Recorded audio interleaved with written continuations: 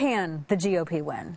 By tapping into the Democrats in Hollywood? Well, that's what Brandon Morse from Misfit Politics.co says. He joins us along with Michelle Fields from Next Generation TV. Thank you both for joining us. And I was being totally catty. Look, I'm going to out us all right now. We were all talking about how good looking our site is. I'm just saying.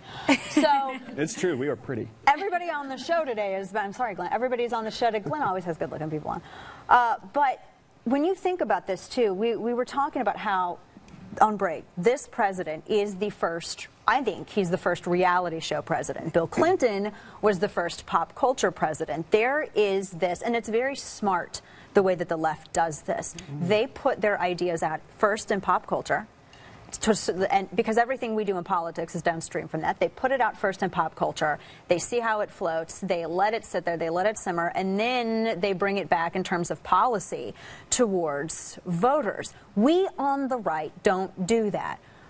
Why?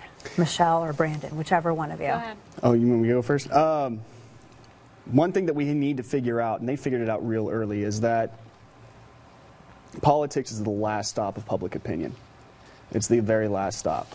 By the time an issue has gotten to politics, it's already been decided by pop culture and by movies and music and stuff like that.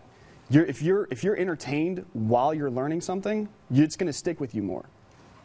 It's a lot easier to swallow something that Stephen Colbert says than it is for Sean Hannity, because Stephen Colbert can entertain you as he informs you. Yeah, informs you. True.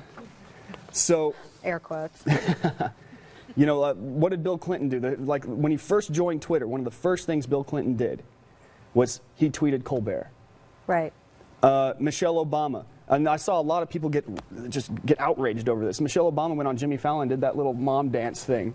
And while everyone's getting outraged, I'm sitting there thinking, genius. That's smart. Genius. Because now she's going to be in the public eye in a positive light.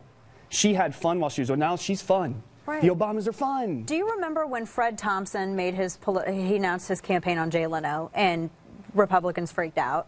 Mm-hmm. And we were, I don't know, I mean, do you remember this? And I thought, why are we freaking out? He had, I mean, you know, yes, he fell asleep in the middle of his campaign, but he at least had his finger on the pulse of culture, and he got it. He knew where to go. And this is something that the left is way better than us at.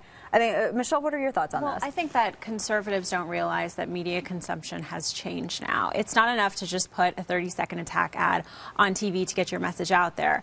The landscape has completely changed. You need to get your message on YouTube, through Facebook, through Twitter, through Pandora. You need to make sure that you're reaching young people, and we're not doing that. In the realm of ideas, we are at the advantage because we have the best ideas.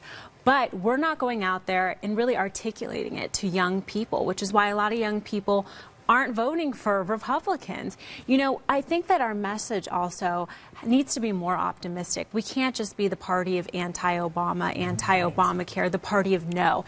If you look at candidates who've done well with young people, they've had an optimistic message. Obama had hope and change. Reagan had, you know, a morning in America. And we need to make sure that we have a positive message out there, and we're doing college tours and talking to young folks about the issues they care about, like economic freedom and school choice and civil liberties. Like Rand Paul, you know, he's really the only one who has been able to break that monopoly that Democrats have on young Americans, and that's because he's going out and talking to them. And he's also, as you were saying, I mean, what we have, our ideas are better. I mean, that's half the battle right there. I mean, we have to look at this as though we're selling a product. I know I've talked about this 6 ways to Sunday, but I don't understand why we don't realize that we are marketing a product, because that's what the left is doing. It's like what Andrew said, Andrew Breitbart. If you can't sell freedom and liberty, you suck. It should not be that hard to convince people to live free, you know? But we've become so boring, and the left has taken over the message in such a grand way that we can't get our message across anymore. I think in order for us to start doing that, we need to start participating in the media and stop fighting it. I hear all the time from the right, we need to fight the media. Stop it. Stop fighting it. Right. Work your way into it. Become it. Start putting your influence into it. If you're just going to sit back and complain about it all the time, nothing's going to happen. You're sitting in a box and yelling at a wall.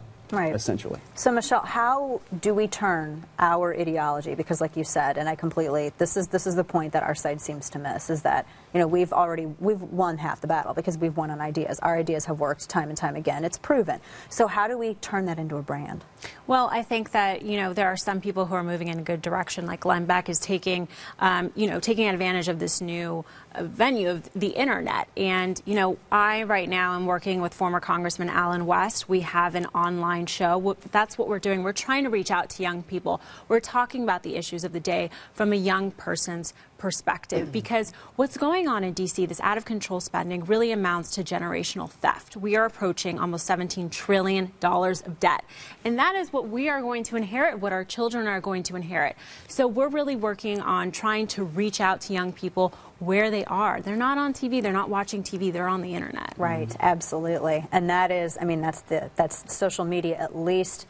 For the love of all things holy, we did not cede that ground. We came very, very close to it. I mean, we really did. I think it was the Don't Go campaign, which preceded the TCOT stuff. That was when I think conservatives really realized, ooh, okay, we could be at a huge disadvantage here if we lose this. I want to go and start getting in some questions from the audience as well, because I love having a studio audience, by the way. Now, if you don't, you know, you don't have to ask it yourself. If you want to say pass, you can. Otherwise, I'll read it for you. Where's Ralph? Ralph in the back. Would you like to ask your question, or you want me to read it? You can read it. Ralph wants to know, how did the college atmosphere with your all's professors affect your political outlook? Dum, dum, dum. Well, you know what? Surprisingly, a lot of my professors were conservative. Oh, well, so Yeah. anyway, we'll ignore Brandon. Well, I'm sort of in the same boat as him. I was fortunate to go to Pepperdine University, a very wonderful school. Christian conservative school where I had very fair professors. But I did a lot of grassroots work and activism in college.